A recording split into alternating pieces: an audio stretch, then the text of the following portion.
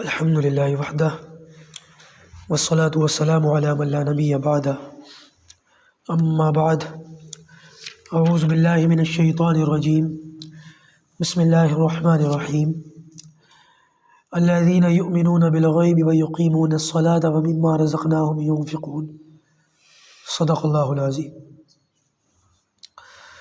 اللہ تعالیٰ فرماتے ہیں کہ جو لوگ غیب پر ایمان لاتے ہیں اور نماز کو قائم رکھتے ہیں اور ہمارے دیے ہوئے مال میں سے خرچ کرتے ہیں، ایمان والے کون ہیں؟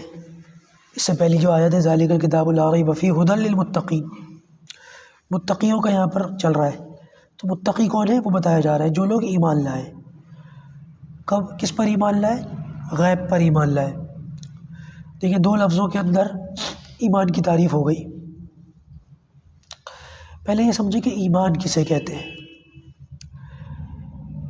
ایمان کہتے ہیں، اس کو مثال سے سمجھے کہ ایک شخص جو ہے وہ کہتا ہے کہ دیکھو یہ کپڑا سفید ہے، دیکھو یہ کپڑا کالا ہے، اور دوسرا شخص کہتا ہے ہاں تم صحیح کہہ رہے ہو، وہ آنکھوں سے دیکھ بھی رہا ہے کپڑوں کی رنگت کو۔ تو یہ کسی کی بات مان کر جو اس نے تصدیق کی ہے کہ ہاں تم صحیح کہہ رہے ہو، یہ تو ایمان نہ ہوا، کیونکہ جس چیز کی تصدیق کی گئی وہ آنکھوں سے نظر آ رہی ہے، عقل سے سمجھ آ رہی ہے۔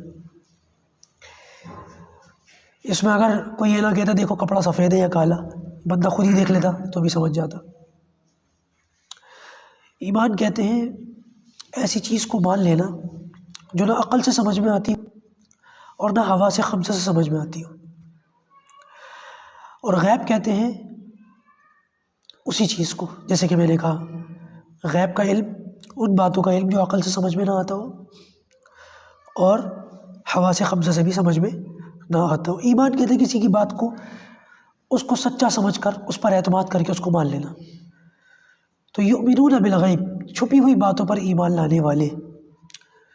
جب کوئی شخص کہتا ہے میں اللہ کا رسول ہوں اور میں تمہیں دعوت دیتا ہوں کہ ایک اللہ کی عبادت کرو اور اس کے علاوہ کسی کو شریک نہ مانو، اس کا کسی کو شریک نہ سمجھو، تو بندہ اس شخص کو سچا سمجھ کر اس پر اعتماد کر کے غیب پر ایمان لے آئے۔ اور غیب میں ساری چیزیں آ گئیں، اللہ کی ذات آ گئی، اس کی صفات آ گئی، جنت آ گئی، جہنم آ گئی، آخرت آ گئی، قیامت آ گئی، حشر آ گیا، فرشتے آ گئے، جنات آ گئے، پچھلے سارے انبیاء آ گئے اور ان پر اتری ہوئی ساری کتابیں بھی اس پہ آ گئیں، کیونکہ ان میں سے کسی بھی چیز کو ہم نے نہیں دیکھا، بس ہم ان ساری چیزوں کو مانتے ہیں۔ کیوں؟ اس لیے کہ اللہ کے رسول صلی اللہ علیہ وسلم نے ہم سے ان باتوں کو ماننے کو کہا ہے اور ہم اللہ کے رسول صلی اللہ علیہ وسلم کو سچا سمجھتے ہیں۔ یہ ہے ایمان بالغیب۔ اور یاد رکھیے گا ایک ہوتا ہے ایمان اور ایک ہوتا ہے اسلام۔ آپ کون ہیں؟ جی میں مؤمن ہوں۔ آپ کون ہیں؟ جی میں مسلم ہوں۔ مؤمن اور مسلم اس میں فرق ہے، جیسے ایمان اور اسلام میں فرق ہے۔ آپ کو پتہ ہے یہ بات؟ ایمان کسے کہتے ہیں اور اسلام کسے کہتے ہیں، دونوں میں کیا فرق ہے؟ بولنے میں تکلیف ہو رہی ہے، ذرا طبیعت ناساز ہے، زکام ہے تھوڑا سا، اللہ تمام بیماروں کو شفاء کلیہ عطا فرمائے۔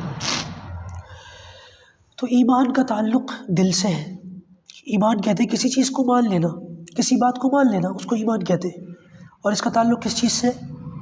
دل سے۔ اور اسلام کہتے ہیں کسی چیز کو ماننے کے بعد پھر پریکٹیکلی اس پر عمل کرنا ہاتھ پیروں کے ذریعے سے۔ تو اس کا تعلق کس سے؟ ہمارے باڈی پارٹس سے، ہمارے نقل و حرکت سے، ہمارے جسم کے ساتھ۔ تو یاد رکھیے گا ایمان کا تعلق دل سے ہے اور اسلام کا تعلق انسان کے اعمال سے ہے۔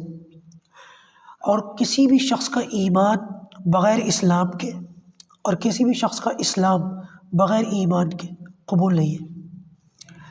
اگر کوئی شخص ایسا ہو جس کو معلوم ہے کہ اللہ کے رسول ہے، اللہ ہے، قیامت ہے، سب چیزوں کو جانتا ہو، لیکن اس پر عمل نہ کرتا ہو، تو ایسا شخص جاننے والا تو ہے، ماننے والا نہیں ہے۔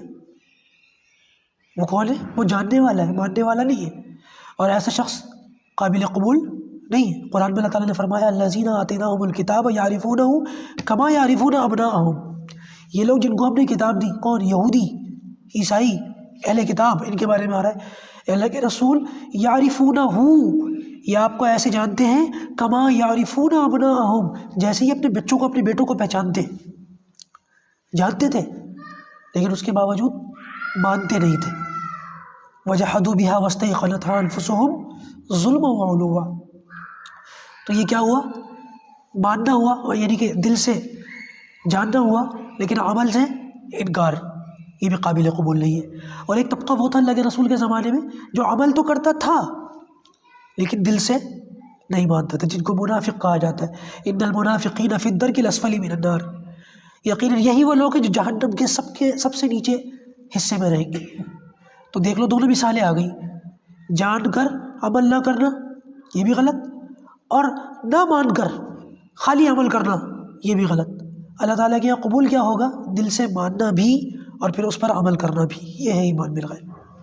پھر فرمایا وَيُقِيمُونَ الصَّلَاةَ، اور نماز کو قائم کرتے ہیں، نماز کو قائم رکھتے ہیں.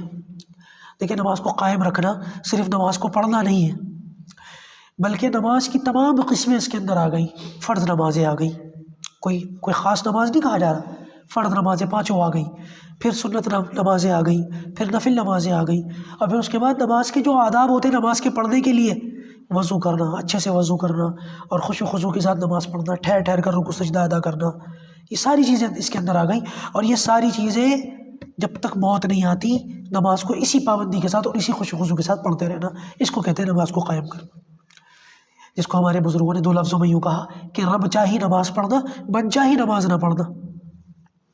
اور پھر فرمایا وَمِمَّا رَزَقْنَاهُمْ يُنْفِقُونَ، اور اس میں سے خرچ کرتے جو ہم نے ان کو دیا ہے. پہلی بات تو اللہ تعالیٰ نے خود فرما دیا جو کچھ تم خرچ کرتے ہو وہ کس نے دیا ہے تمہیں؟ ہم نے دیا ہے. تو جو کچھ بھی ہمارے پاس ہے سارا کا سارا وہ اللہ تعالیٰ کا دیا ہوا ہے. تو اس کا مطلب یہ ہوا اگر ہم سارا کا سارا بھی اللہ کے راستے میں خرچ کر دیں تو یہ اللہ کی توفیق ہوگی، ہمارا کوئی احسان نہیں ہوگا. اور دوسرا کہا یہ گیا کہ صرف اتنا خرچ کرو جو تمہیں دیا گیا ہے، اس میں سے سارا خرچ نہیں کرنا بلکہ بہت مختصر 2.5%.